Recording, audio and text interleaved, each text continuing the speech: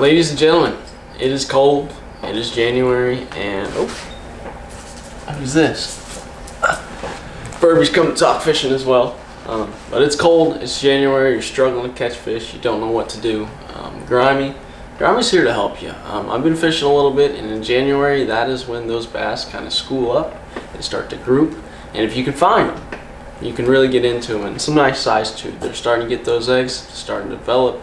Big girls are starting to get fat because they're about to spawn here in about 2-3 months. And boys, March is going to be a good one. April's going to be a good one. It's going to be a great time to be out on the water.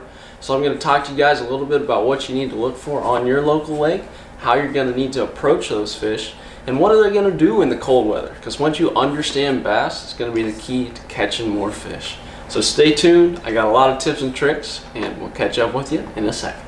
It's important for you to realize that whenever you're fishing in the wintertime, bass are going to start schooling up, and they're going to be looking for pretty much 2 places on any body of water. They're going to be either looking for 1, warmth, or 2, significant depth, because down underneath the thermocline it's actually warmer than that surface water.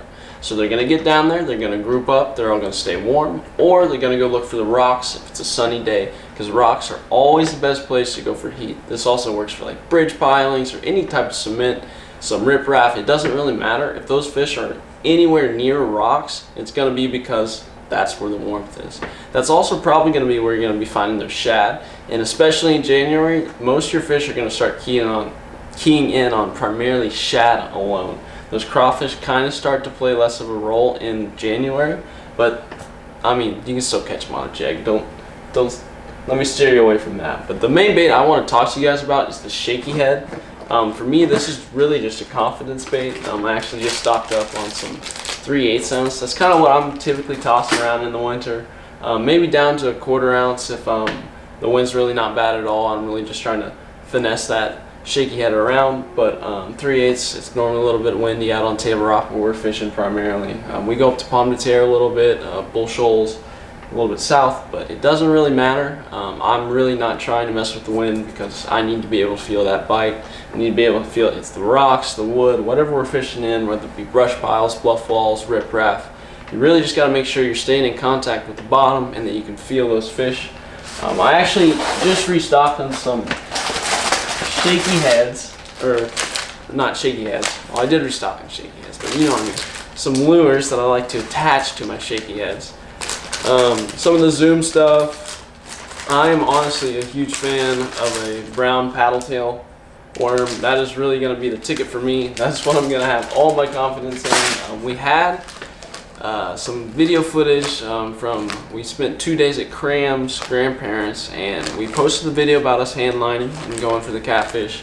The next day we slayed them on some bass, and it was every single fish on that brown Zoom paddle-tail worm. Started with 2 bags, ended with just 1. We had probably about 20 fish. Really no idea where the footage is. We got some from the big camera, but I don't really think it's enough for a video. Might throw a few clips in here just because we're talking about it. It might apply. Look at that, boys! It's coming out to play. Right whenever the freaking GoPro dies, sun starts going down, starts getting cold. Here they come, another 14-15 incher. Putting together a little light bag here on Table Rock. I love it. How about that action? Yes, sir. Big old green head. Can't beat it. Yes, sir. Oh, Ferb's getting down. Alright, Ferb's getting down. But whenever you're Shaky Head fishing, that's really going to be my go-to. But I also kind of like to mix it up. See, these are some 10-inch. These are the Mondo Worms from Guggen. I kind of haven't really tried these out too much yet. I stuck a 3-pounder on one.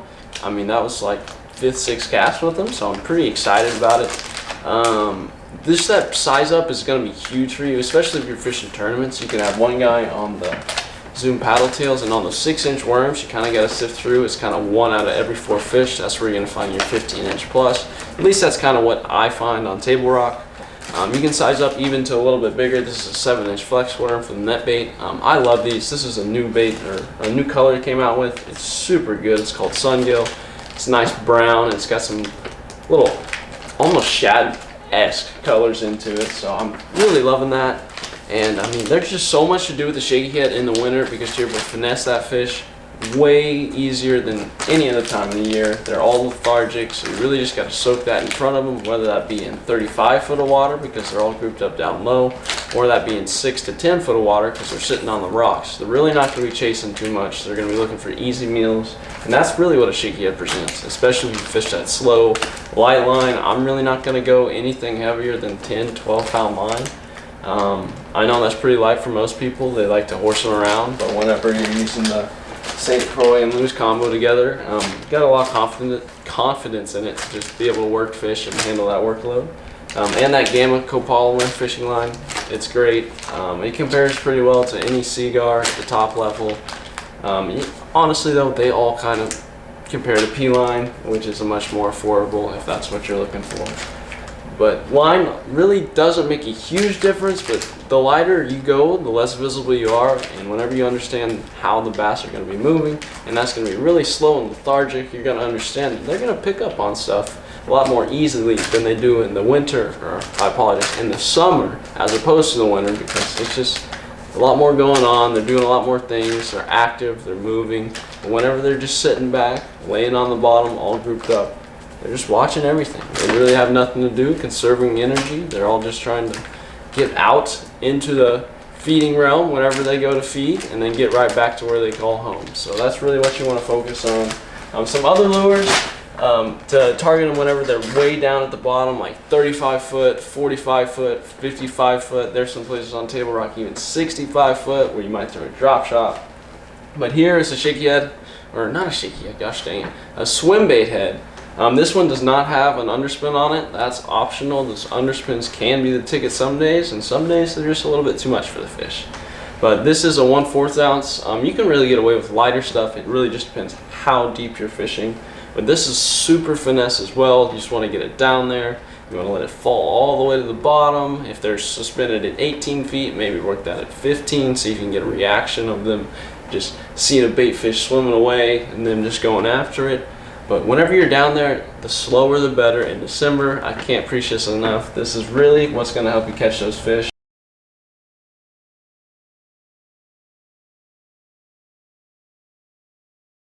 Alright, let's talk about how a bass is going to behave in January.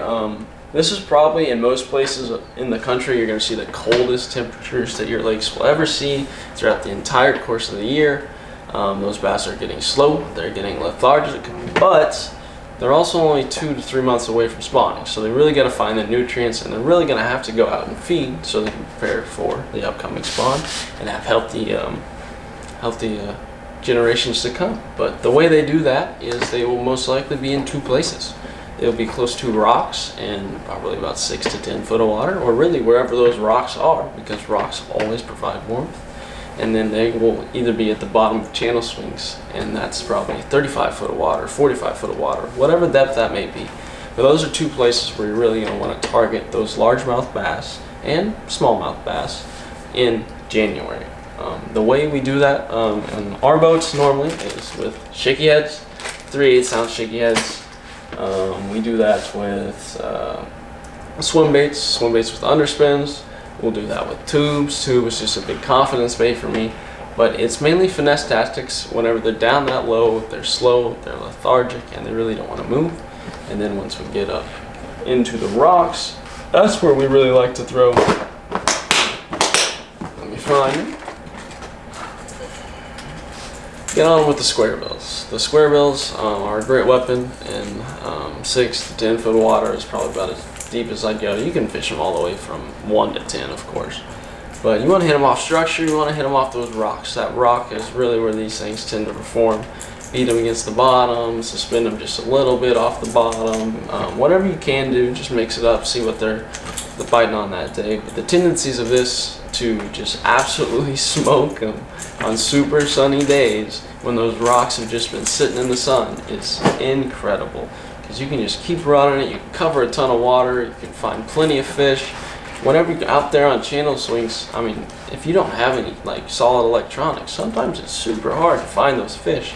Because you can go, especially on a huge lake like Table Rock, you can go up 2 miles and be, oh, they're not there. You can go another 2 miles, oh, they're still not there. And they're all grouped up in one spot where you drove over.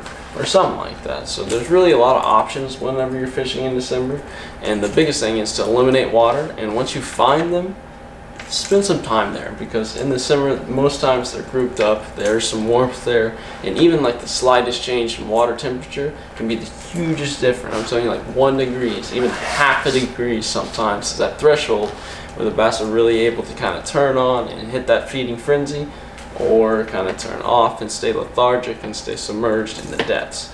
So you're really going to want to watch for that. You're going to want to watch the weather. I mean, if it's a warm day, get out there, even if it's just 2-3 degrees warmer than the days before or the week prior. I mean, that's going to be a good time to target those fish. Just that 1 little degree change in water temperature, if that translates, will be huge for your success on the lake. In January, it's also important to understand that there's a lot of room to experiment in January. You can start throwing a little bit different stuff. Some stuff kind of gets overlooked. It is my favorite too. People don't throw that all the time. I don't see a lot of guys on the tours throw it. It really helps me catch bags, especially just in limited tournaments. If I needed to fill the bag with some 2-pounders, I'm very confident that I can go to the channel swing, or I can go off to a main lake point and get on there and catch those just keeper size bass, and occasionally you'll stick a 3 or 4 pounder. I mean, that's always nice off those tubes. But some other type of lures that really kind of are overlooked are Hula Grubs. Hula Grubs are kind of just a different representation of the jig. Here's some Gary Yamamoto. This is the double tail with the smoke, red flake. These are killer.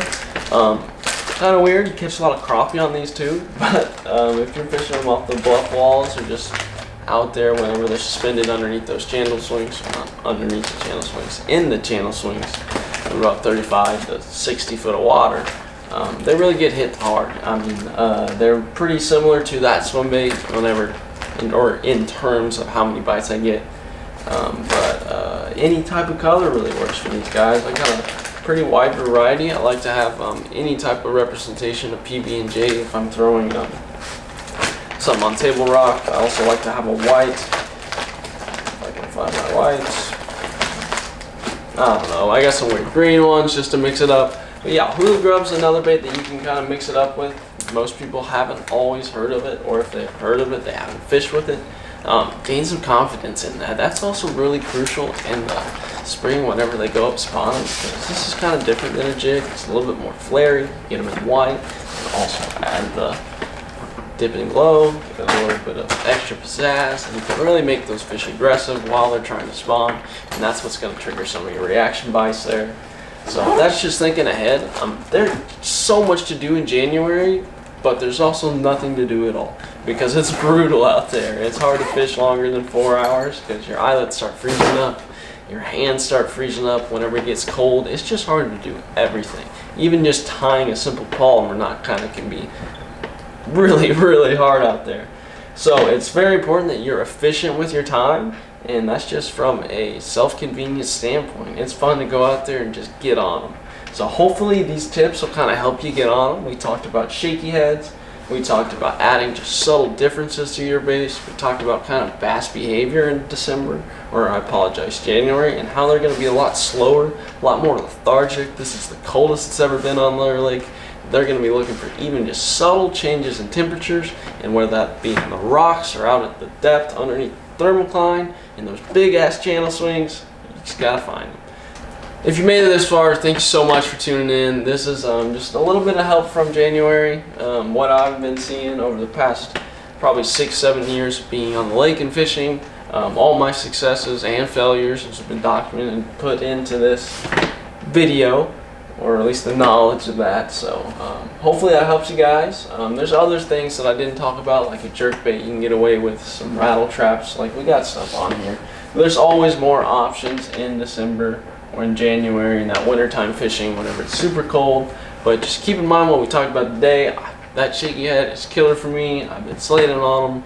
I slate on them all year round. I can't express that enough. But those finesse fishing techniques, that's just how I like to catch my fish the most. But thank you for tuning in, guys. If you made it this far, leave a like, comment, subscribe, Let us know how you've been catching fish in January. Has it been on the Shaky Head? Has it been on the rattle trap? Has it been on the tube? Do you guys even fish the tube? Do you know what a get to tube is? Let me know in the comments. Thanks for tuning in, and I hope this helps. Peace out, boys.